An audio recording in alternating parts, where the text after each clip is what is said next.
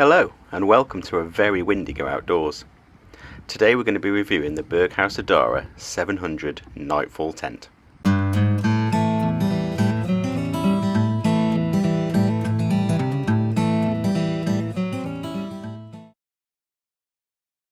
The Berghaus Adhara is a 7-man pole tent with blackout bedrooms, currently on sale in Go Outdoors for £400 and at a similar price in the sister stores of Millets, Blacks and Ultimate Outdoors. The tent uses a total of 5 poles, 4 of which are the same length and the 5th one is a little bit shorter, that one being in the bedroom where the head height is a little bit less. The tent has a hydrostatic head rating of 6,000mm. That's sort of the waterproof rating that they give to tents, and 6,000mm is actually quite good. Tents generally start out around 2,000mm and the average is around 4,000mm, so this one's a bit higher than average. The main sleeping area is at the back of the tent where it begins to slope down with that shorter pole, and there's a vent on the side and a main vent at the back here to keep plenty of ventilation and keep condensation to a minimum. You can see on this side of the tent there are 3 big windows which let a lot of light into this tent. On the other side of the tent there's also 3 big windows as well, but the window towards the back is actually a door as well with a window built in. It's always nice to have a tent with 2 doors just to give you an extra option and also give the opportunity to have 2 entrances open to get a bit of airflow through the tent if the temperature gets to get a bit warm. It is extremely windy today, so please don't be put off by the fact that the tent is moving around quite a bit.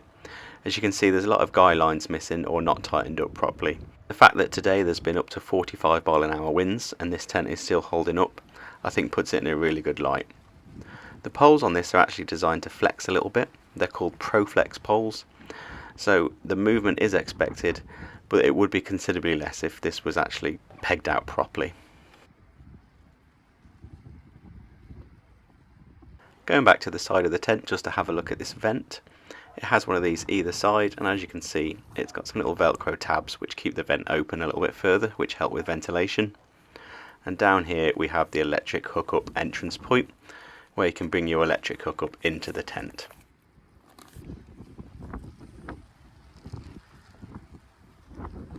Looking at the tent from the front, you can see it's got this porch area which is a sort of in between being in and out of the tent. I find these are really useful. Having a porch is a must for me on a tent, especially if I'm going away for a longer period. They're really handy to use as sort of a cooking area and to store your shoes, just to keep muddy things out of the tent and keep it a bit cleaner. You can see there's a little hook up there for holding the light, and the door neatly tucks away down here when it's open. The door doesn't have a window, but there are 2 windows to either side of the porch. As we turn around and look at the main entrance to the tent from the porch, you can see that the windows are to the side and on the main door as well. But you can see at the moment this does have the curtains closed. So going into the tent we can see the bedrooms, and having a look at that door you can see there's the main sheet and there's also this fly netting as well. It's always really handy to have this fly net that you can zip down. Great for keeping the bugs out but letting a little bit of air in. Also you can see the curtain there is closed, but you can open that and let a bit more light into the tent. Again, a really nice feature. Taking a look now at the curtains that are on all the windows in this tent. They hook up nicely at the bottom when you're not using them, but quite easy to unravel and hook up on these little hooks when you want that extra privacy. Here is that side door. Again, this has the main door with the main sheet, and it also has this netting as well which you can zip closed. Again, fantastic. You can have both these doors open with the net to let some air through, but yet keep the bugs out. Here's the other electricity access point. There's one on either side of the tent, again, which is really handy because you never quite know which side your cable is going to be on. Now this tent really has not been put up very well, so please don't be put off by the shabby appearance of this bedroom pod. This is the optional one. You can have this in or out, so you can either have a larger living room or have this extra 2-man sleeping pod in. This will fit a double airbed of 120cm in width. I'd recommend this one from Decathlon. It's the ones that we use in our Hampton 8 tent, which has the same size bedroom pod, and the 120cm version fits perfectly in there. I'll leave a link to it in the description. You can see the pod has a little storage area at the top there, really handy for your phone and your keys. And the door to the pod Also has a net part at the top which you can unzip, so again you can let some fresh air in without letting the bugs in. These are Nightfall blackout pods, or bedroom pods. Again, I have the same in my Hampton 8 tent, and they are really good for keeping out in the early morning sun. They're not perfect, don't expect to be in complete darkness in there. I think blackout is probably stretching it a little bit, but they do make a difference. You can see here that the Hampton 8 tent, which is on screen now, is a very similar tent to the Berghaus Adhara 700, just a slightly bigger version. And if you'd like to see the review of that tent, I'll put a link in the description to my review video. But for now, back to the Adhara 700. Again, don't be put off by the fact that the tent is looking a little bit wonky at the moment. That's just because it's not being put up properly and it's been extremely windy. Here are the main bedroom pods. As you can see on the outside, there is a storage area between them. Again, really handy for storing bits and bobs. In the bedroom pod here, there is a storage area as well. Great for your keys and your phone and things that you take out your pockets at night. And really handily, the tent comes with some repair patches. This is the bigger of the two bedrooms. There is this sheet in between the two bedrooms that just clips on in 4 places, 2 at the top, 2 at the bottom. So it's not a completely separate sleeping area, but even if it was sort of a zip close like it is on the Hampton 8 for instance, what privacy does a sheet really give you anyway? There's those little storage pods on the outside.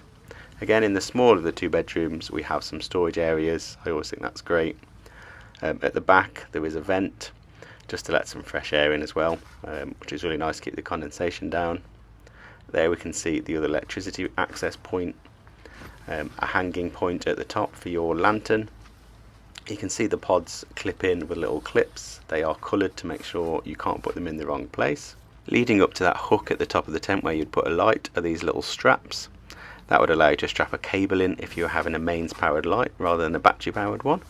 Again, a really nice feature. And here's a view of the living space that you would get with that bedroom pod in. But if you just use the 2 main bedrooms at the back, this would be a really nice sized living area for a longer trip where you may have 4 or 5 people in the tent. If we look behind this optional bedroom pod, which will clip out very easily if you don't want to use it, you'll see that there is another window which has its own curtain as well, so that would work just like all the other windows that you can see. So you'd have a really nice living space with this bedroom pod out.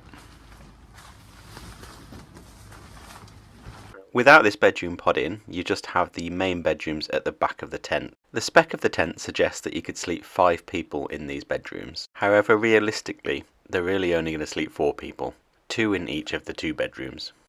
Okay, let's have a look what this tent comes with and what it doesn't come with.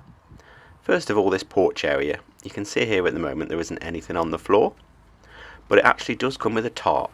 So if you're pitching this on grass, there's a tarp that clips onto the poles and covers the floor area here. The tent comes with a wheeled bag, and it's a really good quality bag made out of very strong material. There's also a little extra space in the bag, which makes it a little bit easier to pack away. And once you've got the tent in the bag, it has these straps around the outside, which you can tighten up just to pack it down a little bit more. The tent also comes with the bedroom pods and the pegs as you'd expect. But one thing it doesn't come with is a carpet for the inside. This is something I'd say is pretty important. It makes the inside of the tent much cozier. Definitely something I'd recommend. With this tent, it's probably important as well that you get the official matching carpet, because it'll have a space in the carpet to allow you to put in that extra bedroom pod, whereas a normal carpet wouldn't have that hole in it to affix that extra pod if you're having it in. Another extra that you can buy with this tent is the footprint. This is something I'd say is not essential. It's basically a tarp that goes under the tent. You put it out before you pitch it, and it keeps the bottom of the tent a bit cleaner. If you can get it in a bundle deal, great, but it's something I wouldn't say you definitely need. Currently, the carpet and the footprint for this tent are in a bundle deal for £59. I think that's quite good value, and I'd recommend getting that if you are buying this tent.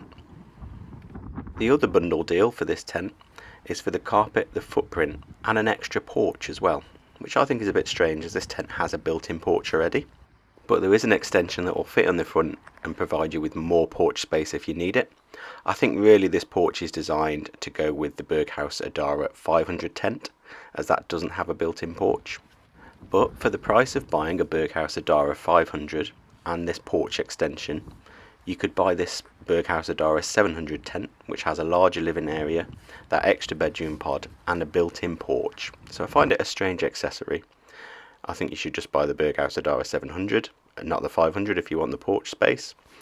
And then if you've got the 700 and the porch really isn't big enough for you, then there is this extra porch extension available, should you want it. And that's my review and recommendations for the Berghaus Adhara 700.